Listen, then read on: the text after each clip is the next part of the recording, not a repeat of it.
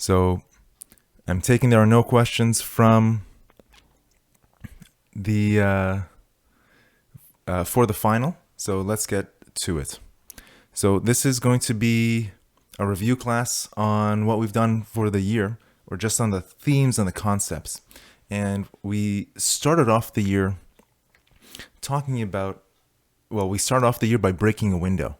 And I think our friend who broke the window was in the chat today. And before we went through that exercise, and let me just recap it to refresh your memories, we had a hoodlum breaking a storefront window. And afterwards, we had everyone wondering, is breaking a window beneficial to the economy?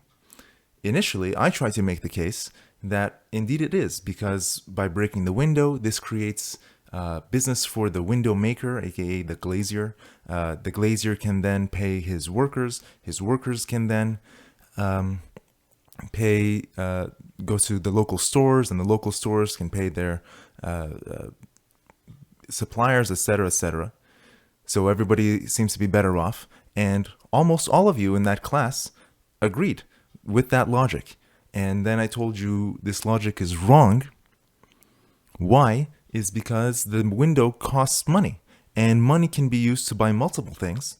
And if that window didn't break and the store owner bought a new suit, then you could apply the same logic to that process by the money going to the tailor, and the tailor can pay his employees, and those employees can pay their suppliers and their other businessmen, etc. But at the end of that chain, that second chain, we would end up with a new suit and a window. But because we've broken the window and now have to replace it by spending the same amount of money, we end up with just a window.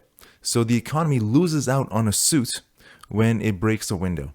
And that's the concept of opportunity cost. That's the concept that I think is key to understanding all of economics, that there's no such thing as breaking things and getting things for free. There's always a cost for something. And the cost is subjective, and it's often invisible.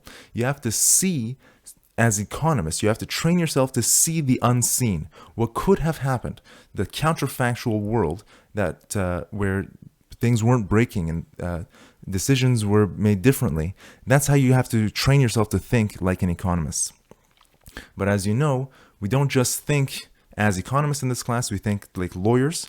And when we talk about the law, we talked about the distinction between legal ownership and economic ownership. Economically, ownership is just whoever has possession of a thing economically owns it. But we know that legally, that's not the case. If somebody lends me $20 and it's in my hand, I have to pay them back. If I take $20 from someone without their noticing, legally they still owe that money.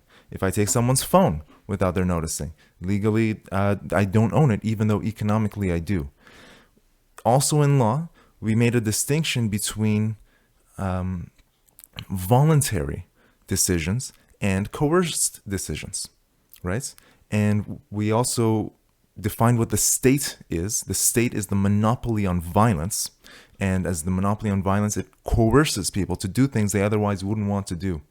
And we said there was law before the state. There was law before the state got involved with the state. We call that the common law, or community law, judge-made law, etc.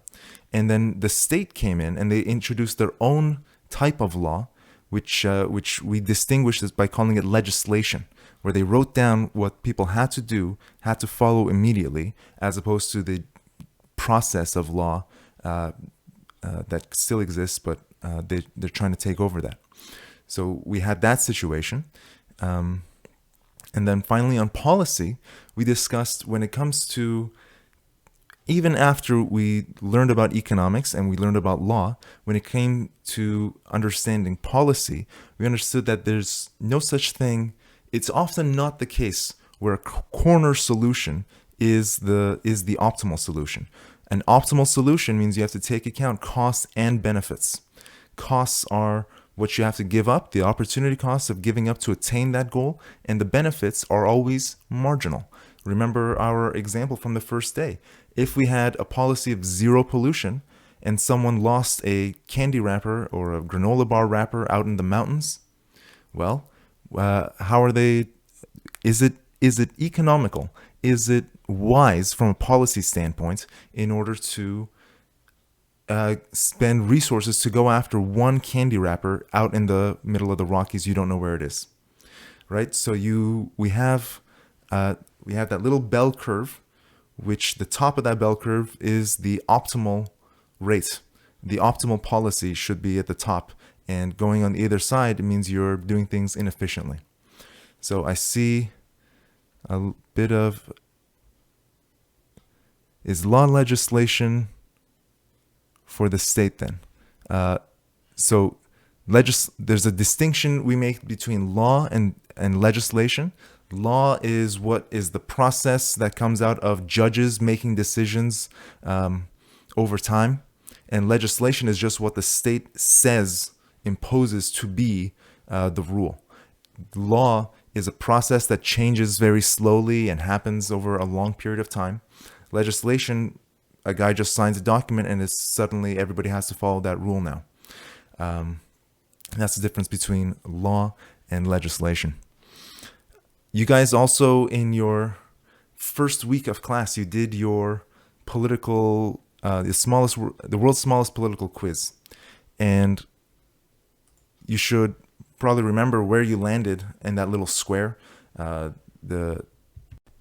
was the libertarian, there was the left and the right, and then the authoritarian. I think most of you guys were left or center. And the idea was, even though most of you guys are about the same age, you all grew up in the same country, you all watched the same TV shows and Netflix, etc., the initial idea was how large of a spread there was in that one class, that you all didn't just believe the exact same things. And that was another purpose of this class, is to expose you to new ways of thinking, that there's no such thing as just the one correct way, one objective and unobjectionable way of looking at the world. Smart, wholesome, good-intentioned people can have disagreements over the science. The science doesn't speak for itself. That's another key theme, that just because you have data doesn't mean that there's an obvious thing that you have to do.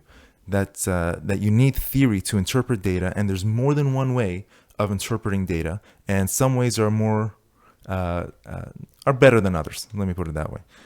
But you don't know what those other ways of interpreting data could be until you expose yourself to different ways of thinking, and you ease your mind into allowing that differences of opinion can exist. That was another purpose of those hearings, where I purposely chose extremely contentious topics, and topics that I know most of you would be just aghast. It's like, who would even think such a thing? And I forced about a third of you to defend. Well, all of you eventually had to defend those topics, but a third of you per class had to defend such a ghastly, undefendable position. And you found out that you could make a case. You could make a logical, legal, moral case for some of those proposals. They weren't always persuasive, but it's possible to think of such a world where the rules are different. So let me just slow down here and ask if there's any questions.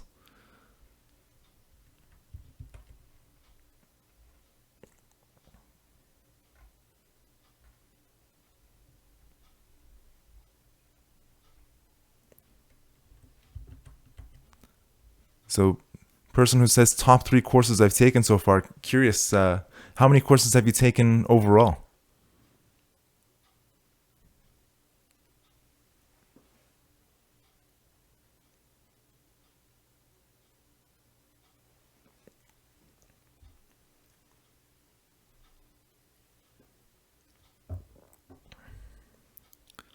Good question.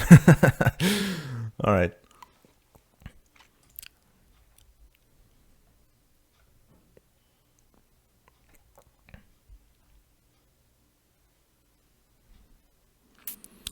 So another key topic that, let's break it down again to economics.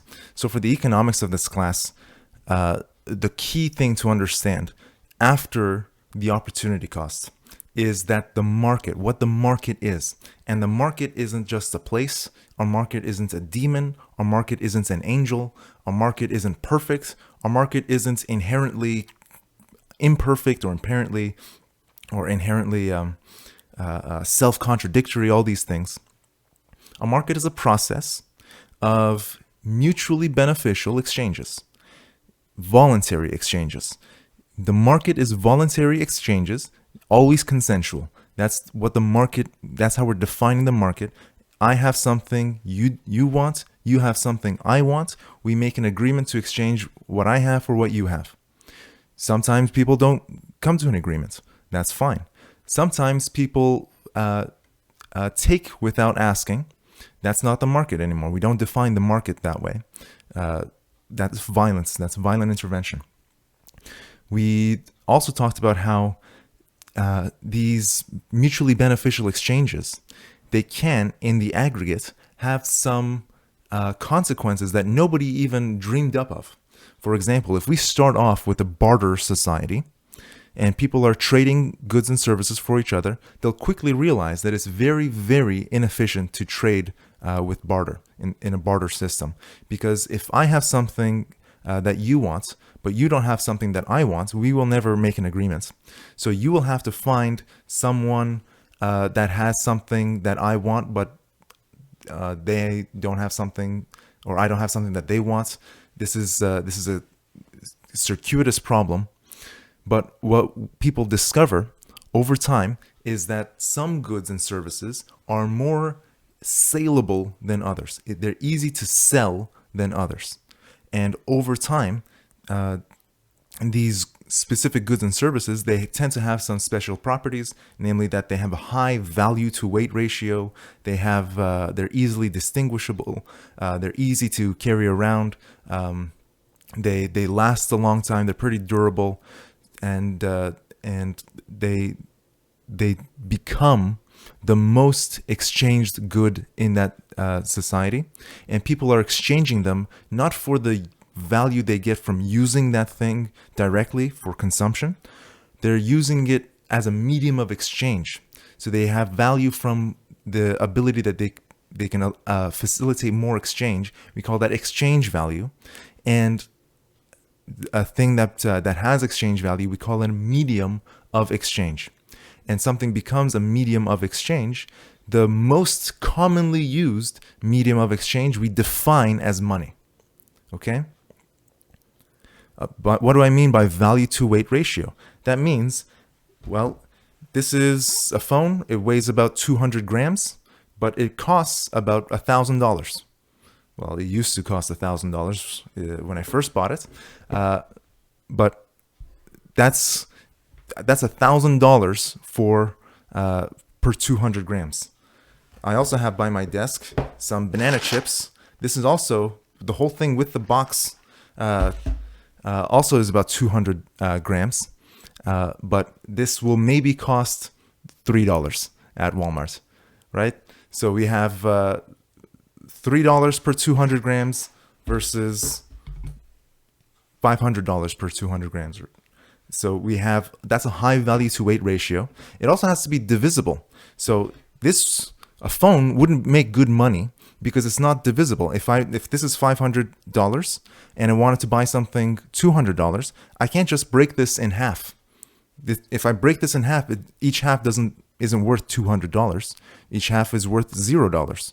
So it's not divisible at all. So we have that problem, which throughout history people tended to solve across many different societies with metals. So we had copper, bronze, gold, and silver, and those had very high value to weight, and they had this special quality that you could tear off chunks, which you could then use at the same or similar value proportional to their weight, and you can remelt them and do other things with them. And initially, they had their initial value because they were jewelry, and with gold actually and silver, people have recently discovered that they actually have antibacterial properties as well. And over time, gold and silver are now used and copper, etc., are now used in industry. Like all technology is made up of gold and silver, or sorry, gold, because it's a very good conductor, and you get value through use. And then if it has these other characteristics, for example, it's high value to weight and it's divisible and it's recognizable, etc., then you can use it as a medium of exchange. And among the media of exchange, the thing that's the most commonly used, we define that as money.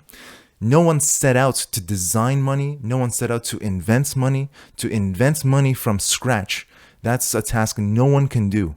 So how did we end up with the paper money that we have today? We had gold and silver and copper to be used as money. And then over time, people started using banks as intermediaries. They put their copper and gold and silver in the bank, and the bank would give them a piece of paper that said, this is a certificate. We will pay the bearer this much gold. And in fact, I've got an American 20 on me right now. So it says, let me see if I can pull this up. It says, this note is legal tender at the bottom. This note is legal tender. You can't, well, why would they say this note is legal tender? What's the difference between a note and legal tender? Historically, a note was a promise to pay real money, and real money was gold or silver.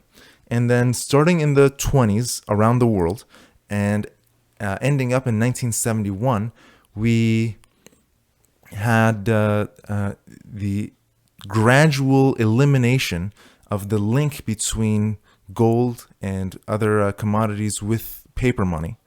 So, but people were already used to using paper money in their daily exchanges. So paper money was used as if it were real money, and then the legal distinction was cut off. But people were already used to the economic value of exchanging money. So it wasn't a big deal when we switched from a gold-backed currency to a paper-backed currency, because we already had the practice. But to invent a new currency from scratch, you need some link to some other currency. You need that link to some other currency so people have an idea of how to make these valuations, how to price things, how to forecast prices in the future. Okay. So what else do we have? So money is just one example of markets providing things that nobody else, no one could have designed from the beginning.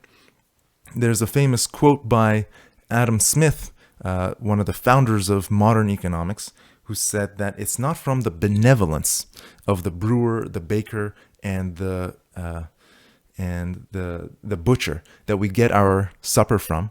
It's from their own self-interest. Each person, in pursuing their own self-interest by making themselves subjectively better off, they actually end up coordinating all sorts of strangers into making what we call an economy, which is a cohesive market phenomenon where everybody's connected and everyone can use the same prices and look at the future with the same sort of objective criteria. And the objective criteria is the money supply, because money, by definition, is the most commonly desired object in the economy. So even though an economy is made up of individuals who all have subjective preferences, how do those subjective preferences map onto objective reality? Is through money. And money is what allows us to do arithmetic. And there's actually an interesting case that we invented arithmetic because of the market in order to deal with market situations. And there are societies out there, for example, the Piraha people of the Amazon in Brazil. They are an isolated tribe, and they famously do not have, they can't count above, their language doesn't allow counting to more than like 3 or 4, right? And it's the reason they can't do that is because they have no reason to do that. They never develops the markets that required trade with strangers and trade over extended period of time and production over extended period of time that required the use of arithmetic. So they just simply had no use to invent it. And accounting grew up because we had markets, etc. Lots of other institutions in society only exist because markets enabled them, and nobody designed them. Nobody designed them. Nobody sat down to design them. They just evolved naturally through the interactions of individuals. Let me grab a drink. Yes, the iPencil video. The iPencil video, great demonstration of how complicated the production process is just to make a simple pencil, right? Simple pencil. It's a little bit of rubber, a little bit of metal, some wood, and some graphite. How hard could it be? Turns out it's unimaginably difficult. Unimaginably. You literally cannot imagine. Your brain is not evolved enough to imagine how complicated the process is, even though we can sort of describe and break down the process of making a pencil step by step. We really can't. We really cannot describe the history. In order to describe the history of how to make a pencil, you have to go back all the way to the barter economy and how we evolved from barter to invent money, and then from money to international trade and production over time and all these other crazy processes that were required in order to make a pencil. So it's possible to cooperate without a market. It's totally possible to cooperate without a market. In your family, a family is non-market. A business, an individual business, is a non-market entity. There's a whole field within economics. It's called non-market decision making, but it's still part of economics because in economics, well, we've more or less defined economics to be the science of prices and markets. But there's a broader science of economics that's just how people make decisions about when they're conscious. Just conscious decision making as opposed to subconscious decision making, which is psychology. Economics is the science of conscious decision making, and we have non-market as well as market decision making. Non-market is families and businesses. Also, governments operate without markets, etc. And we have some problems and some solutions. A family can be very efficient. A family can be loving, and in a family, the parents can act on behalf of their children for their well-being, etc. And that works just fine if they just want to survive. But if a government tries to take over an entire economy, they run into a problem of calculation, which is when a government tries to run the entire economy without prices. Because they don't have prices, they don't have a way of mapping subjective preferences onto objective reality. So they have, and it's among, could be hundreds, could be thousands, could be millions of people, or if you're thinking of a world government, billions of people, you're just going to run into huge surpluses of some things and gigantic shortages of other things because you have no idea what to do. And we've had almost the entire span of the 20th century, which was replete with examples of attempts at non-market decision-making at a countrywide level, and it was always a disaster, always a disaster. So that was the market, how the market is a process, and the process involves subjective preferences, mapping onto objective prices, and then entrepreneurship. Entrepreneurship is then predicting the future. What will the people want in the future? And what we said before, entrepreneurs do not drive the market. They don't make the decisions, and then the market just blindly follows like idiots. First of all, the market isn't a thing; it's a process. You got to remember that. You got to think of it closer to a verb than a noun. But but entrepreneurs are trying to predict consumer behavior. They're trying to predict what will consumers want to pay for in the future, and then they have to reorganize production in the present in order to fulfill or satisfy that future want. And when you have that sort of problem, you're bound to make some mistakes, because if we could predict the future, it wouldn't be the future at all.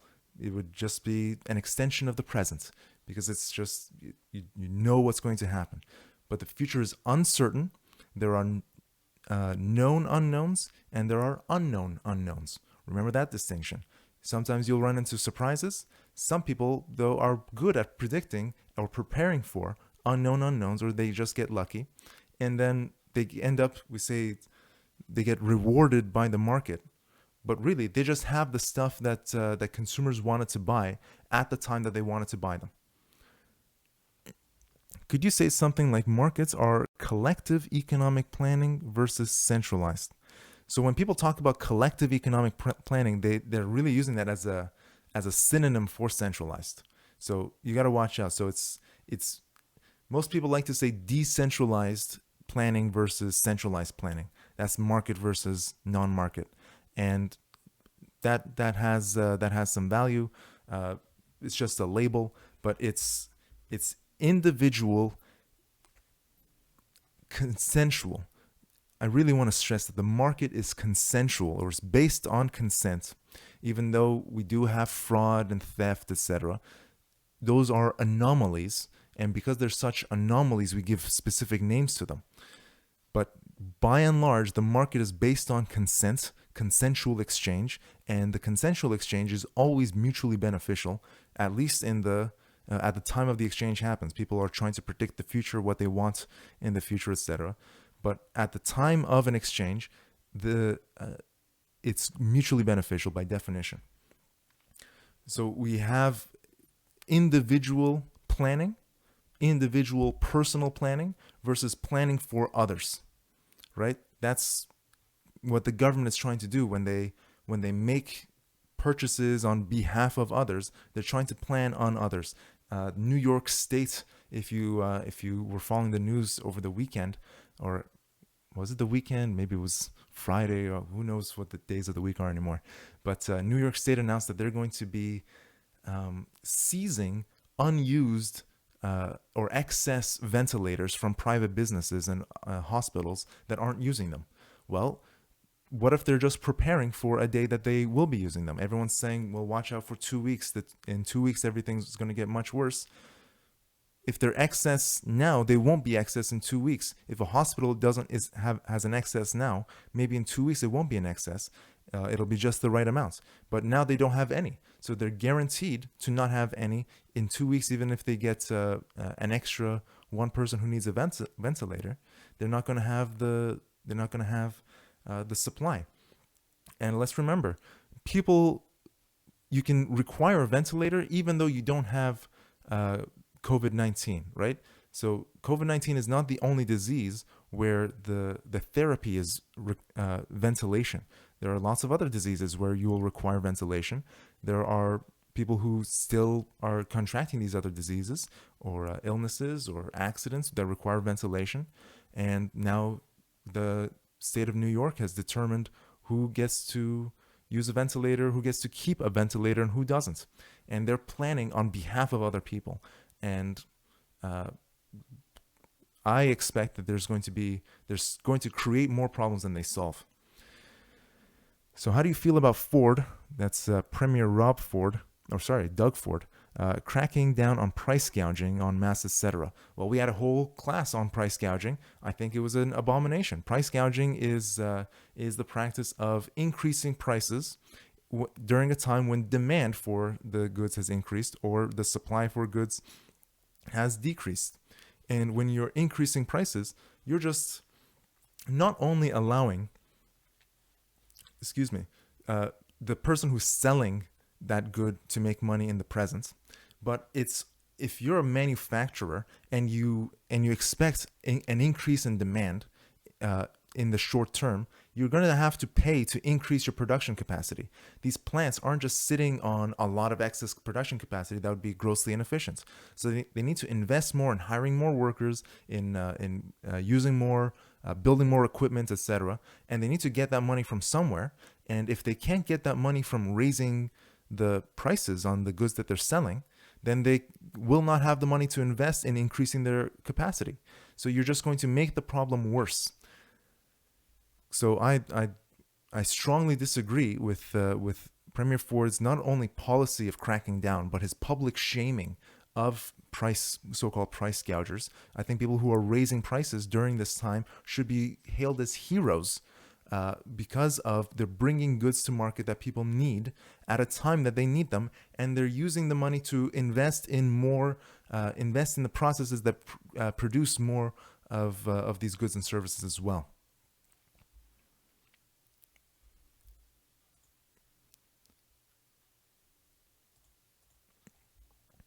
So let's use that as a tie-in to some more policy talk. And we talked about choosing in groups.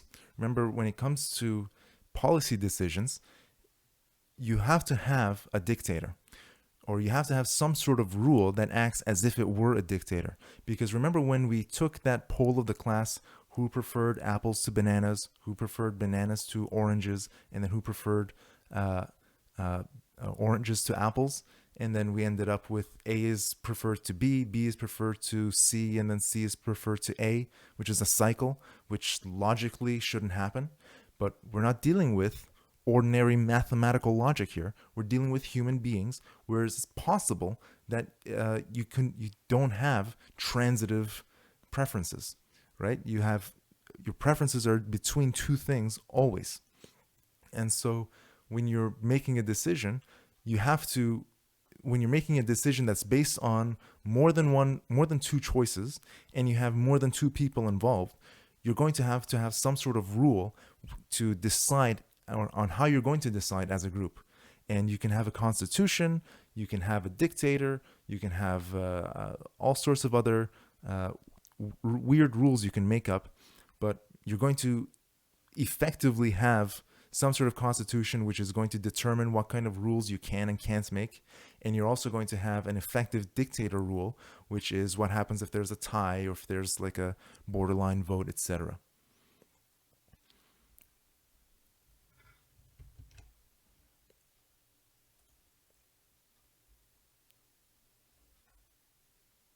Any questions?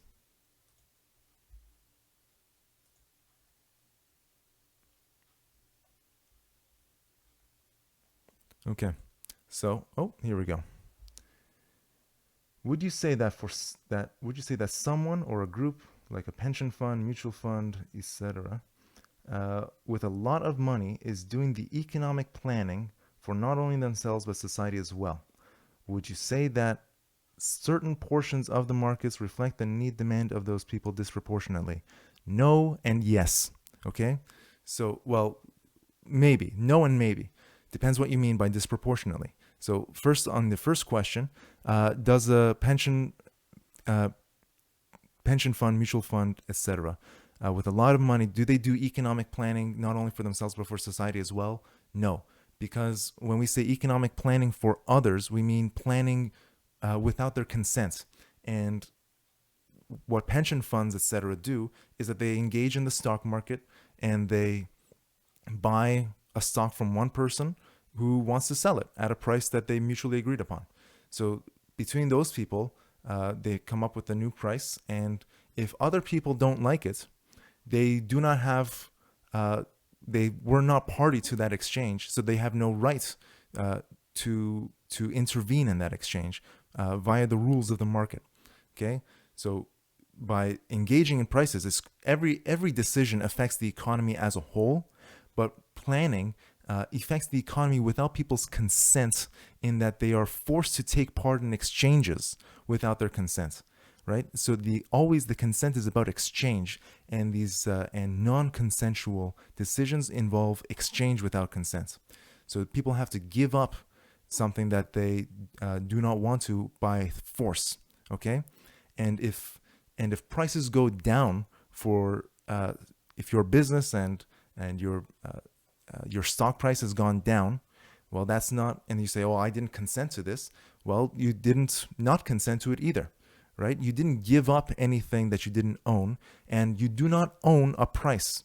That's the thing. You do not own prices, and there is a lot of legislation and popular uprisings, etc., that are trying to create this myth that people effectively own prices, right? And that's part of the raison d'être of monopoly pricing of intellectual property, where you're saying that the inventor of a product owns that product or owns the right to sell that product, and they own the right to make a profit. And if you want to make a profit, you have to sell at a high price. And if you don't like the prices that people are offering, or other people are selling your goods, then you have the right to intervene, or you get the state to intervene to impose injunctions and other penalties to stop them from selling at low prices. So that's not market behavior. The second part of that question was, would you say that certain portions of the markets reflect the need of those people disproportionately? Well, disproportionate in terms of what? They are paying money and they are taking part of voluntary exchanges. And anyone who doesn't like it, all prices are determined at that point of sale, right? So if you don't like the price for something, it's too low, you can wait it out. You don't have to sell, or you don't have to buy. If you think the price is too high, you don't have to buy. And the concept of proportionality, you have to have a concept of the economy as a whole, and I don't think you can do that. I don't think you can have a collective coherence concept. We can talk about it vaguely and ambiguously, but you can say disproportionate to what percentage of the economy, because you got to remember the economy of the world economy. How much of the world economy is the Ontario pension plan, right? Virtually all players in the world economy stage are effectively zero. They have zero influence on the world economy stage, unless they partake in some non-market behavior. For example, legally mandating flights to divert from one destination to go to another. That happened last week. Or legally stopping other countries, or going to war to stop countries from producing certain goods and services. That's happened in the past. So that kind of stuff happens. But doesn't the stock market drive the economy despite the majority of people not being invested? No. The stock market does not drive the economy. It drives the news cycle. It drives the news, people on the TV talking about the economy. People like to use the stock market as a proxy for the economy. Not every business, not even most businesses, are on the stock market. A lot of banks are on the stock market. A lot of large institutions are on the stock market, but they're not even, when we say the stock market, we got to realize there's not even one stock market. There are hundreds of stock markets around the world. Even in Toronto, we have 3 or 4 different stock markets, not to mention the bond markets, commodities markets. And why the primacy of the stock market? Why don't we talk about the shoe market, the sock market, the stock of chicken market, right? So don't confuse hype for substance. And there's a lot of hype about the stock market because there's a lot of money in there for institutions and for rich people. But the stock market does not drive the economy. The stock market at best reflects what's happening in the real economy, but it's not a one-to-one relationship. Could you review short and shorting? So shorts. So everybody has heard the phrase, buy low, sell high, right? If you want to make money on the stock market, buy low, sell high. And that's typically, or any market really, buy low, sell high. It was that's been a long-standing phrase, but some genius said, okay, we say buy low, sell high, but do we have to do it in that order? Can we sell high, then buy low, right? Well, how do you sell high and buy low? Well, you sell something that doesn't legally belong to you. So you basically borrow stock, and then you sell that borrowed stock at some price, and the person involved is aware of this. You sell that borrowed stock at some price, and then some time passes, and the person who loaned you that stock says, okay, I would like my stock back, please, because I would like to sell them. Now you have to go back onto the market and then buy back the stock that you sold at whatever price that's prevalent, and then sell back to or give back the stock that you borrowed to the original owner. And the difference in price from what you originally sold it at and what you bought, what you bought it back at, that will determine your profit. So if you borrowed some Walt Disney stock at say $100, and you sold it at $100, you pocket that $100, you put that in your pocket, cash, and then a year goes by, and the guy's like, "Hello, I would like my Walt Disney stock back in order to sell." You say, "Okay, no problem." You go back onto the market. You see Walt Disney stock is selling for $50, or make it the math easier, $10 a stock. So you buy back the one stock for $10, and you give that guy his stock back. The difference is $90. Between 110 is $90. That's your profit. What you don't want to do, so if the price of a stock is going down, you can that's when you, if you expect the stock price to go down, that's when you make money by shorting. And there's a maximum limit when you're shorting, which is if the stock price gets to zero, and then you make pure profit there, right? The problem is that if the stock price goes up, then you can, there's no ceiling to how high it can go up. Then you can lose money very, very quickly, and you can lose a lot of money. You can go bankrupt, because if the stock price goes up high enough and you've borrowed at a large enough quantity, then you can easily go bankrupt. And lots of people go bankrupt shorting stock all the time. That's why financial institutions don't let any idiot short stocks. You not only have to be, they have to qualify you somehow, and you typically have to be you have to be very, very wealthy, and you have to pass a little quiz. They'll make you do a little quiz. Do you understand what the process of shorting is, what the risks are, etc., how you can technically lose all your money, and only if you pass that quiz, then they'll let you short the stock. So, the Coase theorem, here we go. Why is the Coase theorem named after a man who did not make the theory and does not even agree with it? Okay. So, we've talked about the Coase theorem a lot during the semester. Oh, and we're running out of time. So, can the chat just review what the Coase theorem is? Give me the quick rundown. What is the Coase theorem that Coase himself would like to say is the theorem?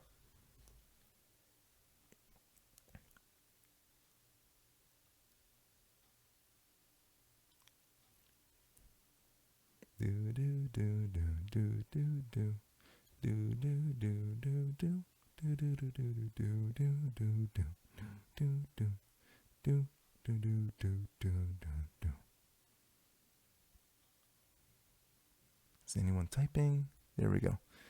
So the Coase theorem, well, the official Coase theorem is that in a world without transaction costs, the original allocation of resources doesn't matter, because it'll end up going to the person who valued it most anyway. That's the official version of the Coase theorem, but Coase did not agree with this. It was named the Coase theorem by another man named George Stigler, who called it the Coase theorem. And George Stigler was a very, very famous economist, very influential, and so he called the Coase theorem. Other people just believed it and they ran with it.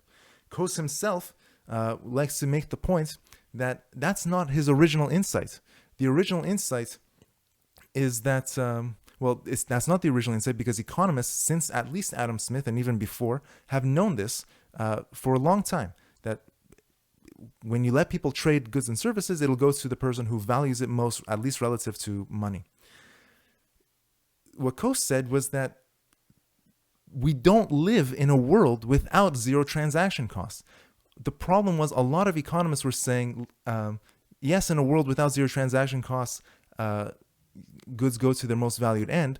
And then that was the end of it. So they said, okay, let's just start theorizing about what else is happening in this world without transaction costs, and then applying that to the real market. But Coase said, hold on, the real world is full of transaction costs. So we have to have different theories for worlds with transaction costs than without transaction costs. So that was Coase's whole thing. And the reason it changed was people misunderstood it, because he, as I think you've understood, maybe he wasn't the clearest writer in the world, but that was it. So the lack of transaction costs keep markets in equilibrium? No. Markets achieve equilibrium with or without transaction costs, right? Equilibrium means that there's no marginally beneficial exchange left to make, right? Equilibrium is if you're hopeless. A hopeless situation is an equilibrium situation, or nirvana, right? Either way, if you're in hell or if you're in heaven, you've reached equilibrium. So this was it. Let me ask you guys in the chat. Do you want me to put this up on YouTube? Do you think this lecture is worth putting up on YouTube?